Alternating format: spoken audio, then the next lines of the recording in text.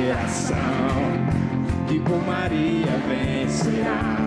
Chegar ao céu em oração para com Cristo habitar.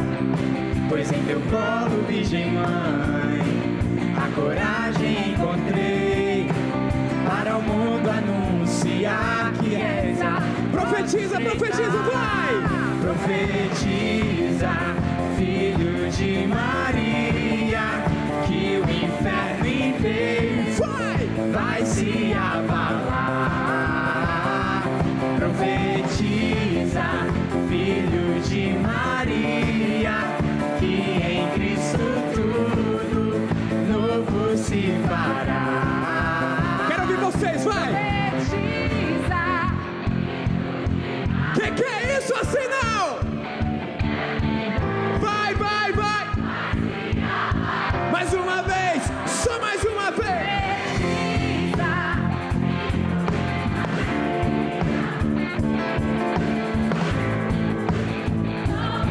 Agora você declara, vamos lá, eu sou todo dela, vai! Eu sou todo dela. Uou! E o inferno teme. Meu futuro é dela. Vou pro céu com ela. Profetiza, filho de Maria, que o inferno inteiro vai se abalar. Profetiza, filho de Maria, que em Cristo tudo novo se fará. Amém, tá tudo dominado! Aleluia!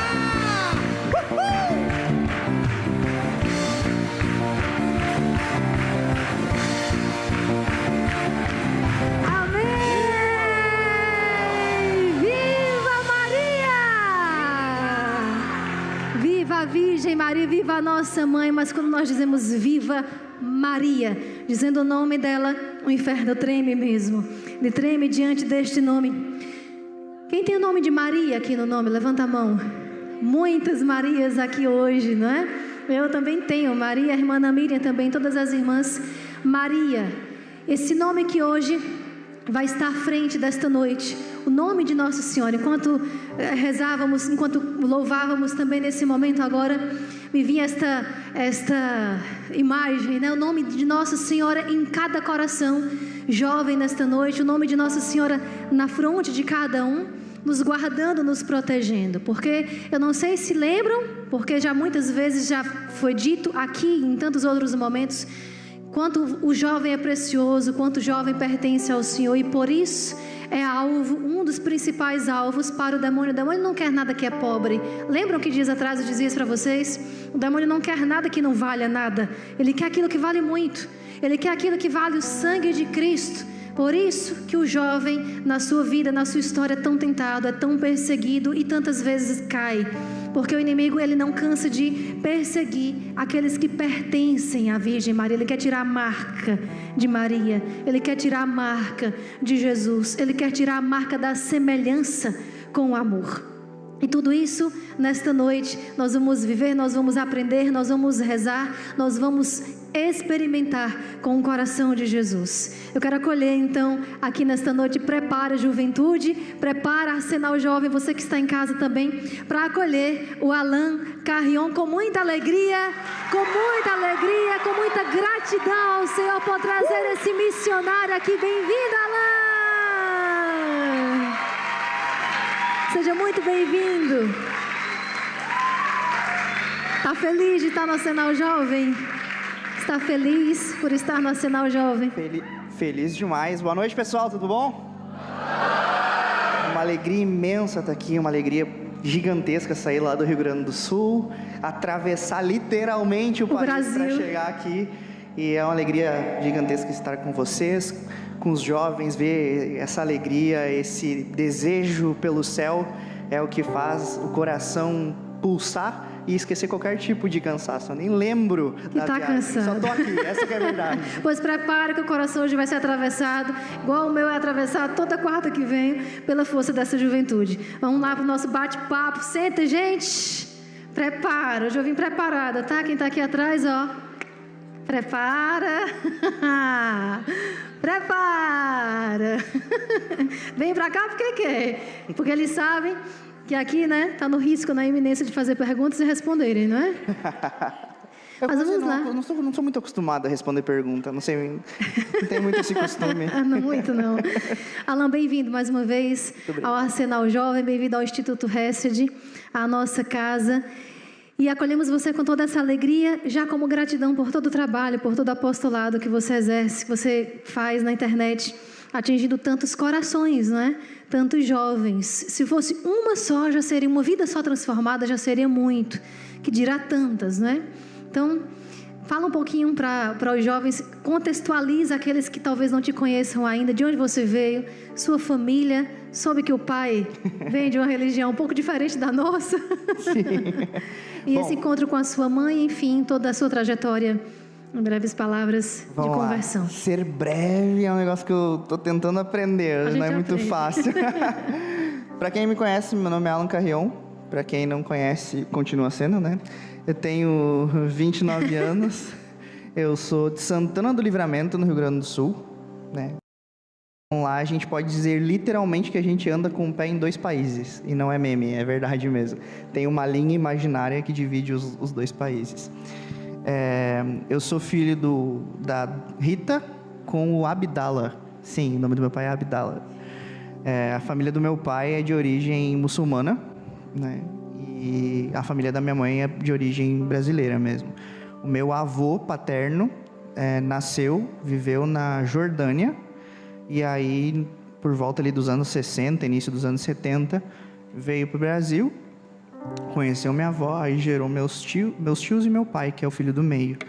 E aí, em determinado ponto, aí ele acabou conhecendo a minha mãe, casaram, depois se separaram, tudo, né? E eu acabei morando muito tempo com a família da minha mãe. Fui criado basicamente pelos meus bisavós.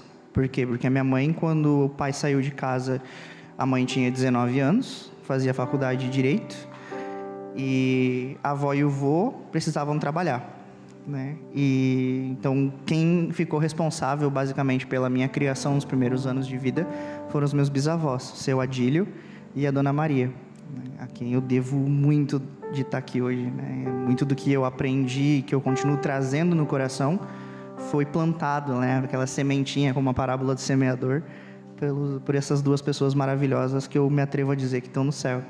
Creio muito, a minha devoção particular, de que eles estão lá porque viveram santamente o matrimônio, viveram santamente a vida em Cristo, mesmo sem ter conhecimento, né? Hoje eu trabalho muito sobre a questão de formação, mas a formação que eu recebi deles é a formação da vida, né? A formação do testemunho, a formação da oração, o apostolado da oração mesmo, de verdade, né? De ver o meu bisavô com seus 70 anos, sem nunca ter tido carro, porque éramos uma família humilde, de a pé, sol a sol, com 70 anos, levando a Eucaristia para os idosos no asilo.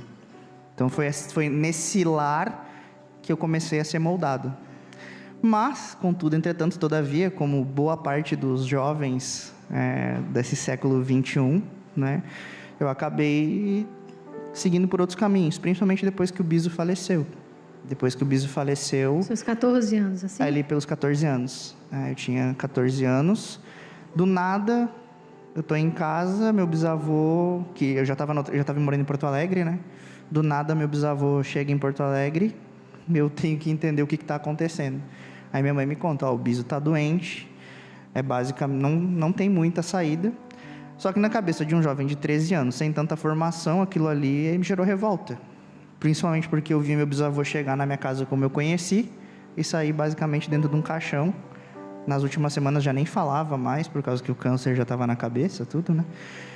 E me revoltava muito, porque ainda assim, revoltava no sentido mundano da palavra mesmo, né? Que eu não conseguia entender porque que no meio de toda aquela dor, eles continuavam rezando o terço todos os dias. E a Bisa continuou rezando o terço até quando veio a falecer, em 2021. Seguiu rezando todo dia às 6 da tarde, estava ela lá no quartinho dela. Estava conversando, ela saía da conversa e ia para o quartinho dela rezar o Santo Terço. Agora aqui um detalhe, Alan, interessante na sua vida, que eu acho importante pontuar. O Alan se revoltou, assim, não era um jovem do mundo e se revoltou no mundo. Era um jovem que conhecia a Deus.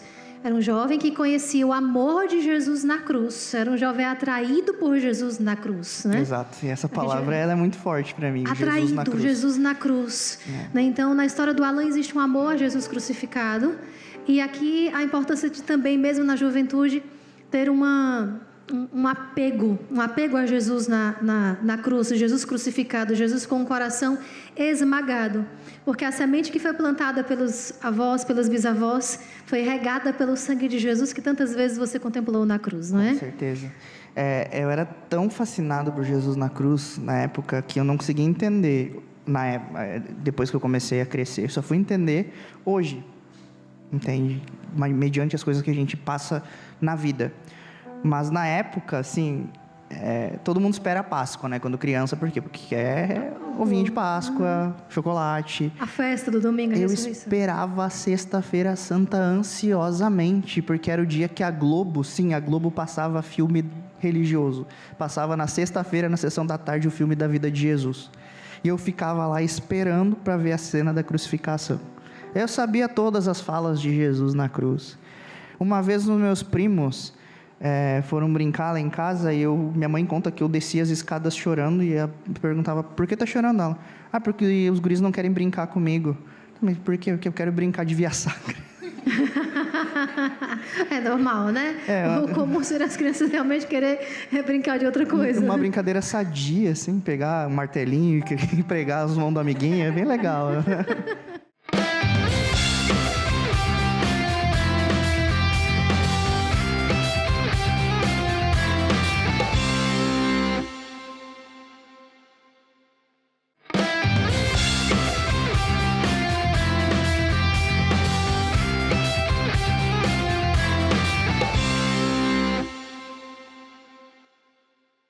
Esse é um ponto que nós sempre trazemos no Arsenal, não é?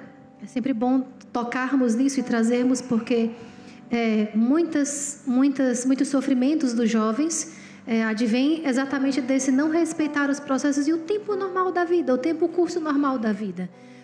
A vida que corre, tanto para a vida profissional, os estudos, o namoro, a própria vivência da sexualidade, como o sofrimento, né? A revolta lá na adolescência que marcou a tua vida foi exatamente logo depois da morte do avô. Uhum. Mas a gente lembrando que ele passou pelo processo de lá atrás, a mãe, os avós, os bisavós plantarem a semente, né?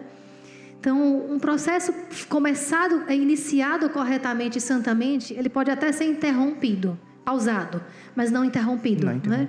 Não interrompido. Então, fala para eles um pouquinho desse ponto da revolta, de tantas vezes achar que a vida é só um mar de rosas, né? Uhum. Que esses pequenos, eu digo pequenos com todo respeito à morte do avô dele, mas os pequenos sofrimentos que pode não ser uma morte, o sofrimento hoje na vida de vocês que estão aqui presencialmente e aqueles que estão em casa podem ser outros, pode ter sido um namoro que acabou, pode ter sido raiva com o pai, com a mãe, um dissabor que teve no trabalho já, com os irmãos, irmão mais velho, irmão mais novo, pode ter sido qualquer coisa assim, um pequeno sofrimento, mas os pequenos sofrimentos vão treinando o coração, né? Como musculação, vai treinando o coração para os grandes sofrimentos que na vida adulta vai chegar, doa o que doer, aconteça o que acontecer, fuja para onde fugir, Exato. Então, na vida existe esse curso normal, né? Exato. Esse tempo que tem que ser respeitado e as dores que chegam aqui também têm que ser respeitadas e vividas. Eu penso que o segredo para bem viver o sofrimento é como você saber que ele é um visitante indesejado que invariavelmente vai bater sua porta. Então, abra a porta, não deixe ele arrombar. Porque se o sofrimento for arrombar sua porta, aí que a gente perde a esperança, porque a gente vai querer fugir, vai querer se esconder dele dentro de casa. Eu acho que o entendimento do sofrimento abre a porta, oferece um cafezinho, um chá, um chocolate. Mostra para o sofrimento que você está ali, disposto a dialogar e viver com ele. Porque ele vai te acompanhar. Nosso Senhor Jesus Cristo aceitou seu sofrimento, aceitou seu cálice. Nós não somos maiores que o Mestre para evitarmos o sofrimento. Então, nesse sentido, esse processo, essa compreensão do sofrimento como algo que nos santifica é a chave para bem viver com Cristo. Quando o Bispo faleceu em 2008, eu fiquei 2 anos muito revoltado. Muito mesmo. Eu sempre digo, a minha avó, que é a filha dele, odeia que eu fale isso, mas eu preciso sempre falar, que eu nunca fui ateu quando o Bispo faleceu. Nunca me tornei ateu. Ah, Deus não existe. Não. Eu só entendia que aquele Deus, para permitir que uma pessoa que tanto se deu por ele morresse daquela forma, ele era mau. Ele era um tirano que se alegrava com o sofrimento dos outros. Então, onde é que, naquele momento que eu fiquei diante do caixão do Bispo, as perguntas que eu me fazia era: onde é que tu está agora? Será que tu é tão bom mesmo? Como é que tu permite que alguém que viveu tanto por ti padeça dessa forma? E é aquele questionamento também que muitas vezes a gente se faz, né? Ah, tanta gente ruim no mundo e os bons estão sofrendo dessa forma. Entende? E aí onde é que ficava aquele Deus da infância? Então era como se eu tivesse vivido uma decepção, como se eu tivesse criado uma imagem de Jesus na minha cabeça, e naquele momento que eu me deparei com essa dor, era como se aquela imagem tivesse sido pichada, como se tivesse sido desvendado dos meus olhos a verdadeira face desse Deus tirano, que não protege ninguém, só deixa as coisas acontecerem. Então a minha cabeça era essa. Então, tipo, para que eu vou ficar buscando mais? Para que eu vou querer ir na missa? Para que eu vou querer fazer as coisas por Deus se o mundo me dá muitas coisas mais... Se eu vou sofrer de qualquer forma, por que eu não aproveito o tempo que eu não estou sofrendo? E, Alan, é interessante que quando chega algo que marca de dor negativamente na vida do jovem, o escape sempre é na sexualidade. Sempre, invariavelmente. Já perceberam isso? Já? Eu não vou perguntar quais são as tentações não, tá? Mas o escape sempre é na sexualidade. Por quê? Porque até o demônio, ele respeita o desenvolvimento do ser humano. Na juventude, você está se desenvolvendo na sexualidade ainda. E algo que está se desenvolvendo é algo que está em movimento. Tudo que está em movimento tem mais perigo de cair. Tudo que está em movimento tem mais perigo de se desestabilizar. Então, por que no jovem o demônio ele aproveita os sofrimentos na época da juventude para desestabilizar e ataca exatamente na sexualidade? Porque é aquilo que vai corromper e tirar a imagem e semelhança de Deus. E uma pessoa que está em desenvolvimento não somente físico, não somente na questão física, biológica, na sexualidade, mas em desenvolvimento até mesmo de se entender, de se conhecer. Então, passa por uma dor, passa por um sofrimento, busca o escape dessa dor e desse sofrimento. Num pecado, numa tentação contra a castidade, interrompe o desenvolvimento sadio físico e interrompe o entendimento também até racional. Então, o que é que o demônio quer? Emburrecer vocês. Deixar todo mundo burro. A palavra é essa. É quase que se tornar um zumbi. Um zumbi, porque sem inteligência, sem raciocínio, ele consegue ter mais domínio. Ele consegue ter mais domínio. E com isso ele consegue atingir a fé. A fé e a razão não andam longe uma da outra. Então, o jovem que logo na juventude, né, uma pessoa que logo na juventude tem a sua razão deteriorada, é como algo que quebra, né? Um objeto que quebre, e a razão ela é deteriorada, consequentemente, como é que você vai entender a fé? Né? A fé entra pelos ouvidos, a palavra diz. Então, nós precisamos entender a fé. Então, olha como o demônio ele é astucioso, inteligentíssimo. Ele respeita os processos, ele tem paciência. E ele respeita até mesmo o processo do nosso desenvolvimento, como Deus nos fez. E nesta época da revolta do Alan caiu, né, Alan? Várias vezes. Várias vezes. Bom, quando o Bispo faleceu foi dia 26 de outubro de 2008. Acho que dia 29, era uma quarta-feira, 29, teve um casamento que me convidaram para ir. E foi a primeira vez que eu fiquei bêbado. Eu tinha 13 anos. Com 14, eu perdi a virgindade com uma garota de programa.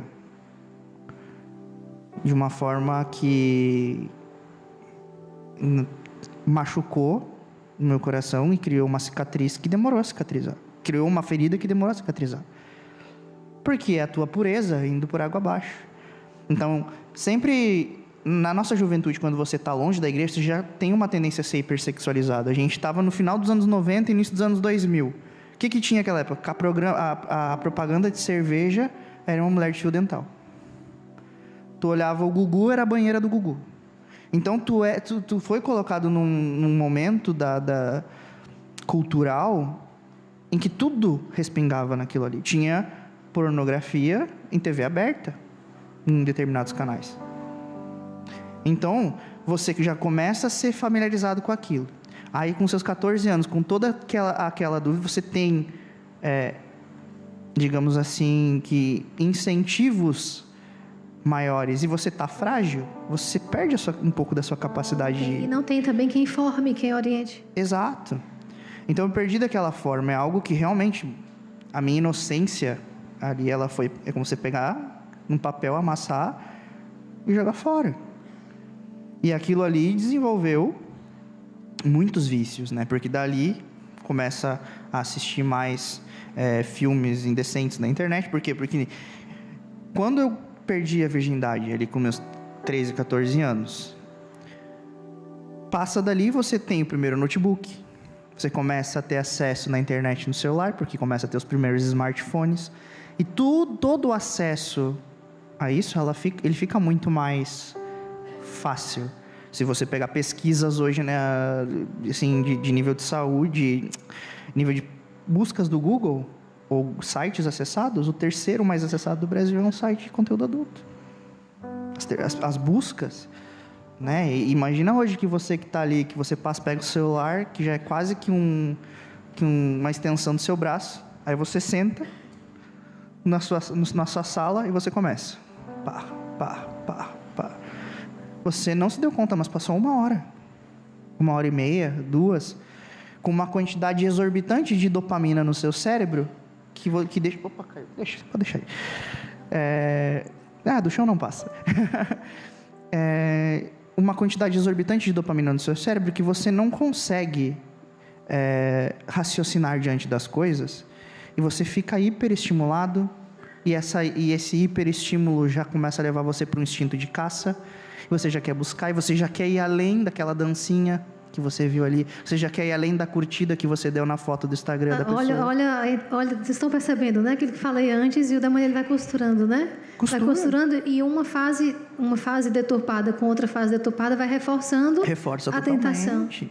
Então, claro, eu não vou ficar aqui dizendo tudo que eu já fiz, né? Porque... eu queria que você... É aquilo que eu digo, né? Se o pessoal fosse ouvir minhas confissões, todo mundo dava um follow na hora. Mas, Alan, você usou uma palavra, e achei interessante também, quando eu preparava para vir para esse bate-papo, usá-la propositadamente e estimulá-los a usar, sem vergonha nenhuma. Sem vergonha nenhuma. Ele disse assim: eu perdi a minha virgindade aos 13 anos. Onde que vocês escutam mais essa palavra? Escutam? Escutam? Escutam? Não. Por quê? O que é que o mundo tem feito com todos os conceitos, com toda uma doutrinação que emburrece? Reforçando para vocês isso. Uma doutrinação que emburrece. A palavra virgindade é o que tem causado vergonha de ser falada, de ser dita. A palavra sexo, não. A palavra sexo não, mas dizer que falar a palavra virgindade, eu não digo nem dizer que é virgem, que isso daí já vai ser motivo de você sair fugindo, correndo se não for. Mas o falar a palavra virgindade, o promover uma pureza na essência, na raiz, né? Na raiz. Mas, irmã, a gente não pode dizer, então, castidade? Sim, mas a palavra virgindade, ela humilha mais o demônio. Ela humilha mais. Porque a Virgem Maria, ela é virgem. Ela é chamada de virgem. Ela foi virgem antes, durante e depois do parto. Humilha mais ele. E essa palavra precisa voltar a ser falada e a ser apreciada e a ser colocada num lugar que ela nunca deveria ter saído. O mundo, ele vai usar os termos que são próprios da vivência religiosa, próprios do catolicismo, símbolos como arco-íris, por exemplo, que é usado para tudo na vida, para determinar outras coisas, mas é o símbolo da aliança com Deus, é nosso. O símbolo do arco-íris é bíblico, é nosso. Simboliza a aliança do coração de Deus com a alma humana, é nosso. E vocês podem brigar, vocês podem tomar partido e dizer, é nosso. O símbolo do arco-íris é nós. Então a palavra virgindade ainda pertence na doutrina da Igreja Católica e ainda é promovida para a juventude viver e ser virgem, casar virgem.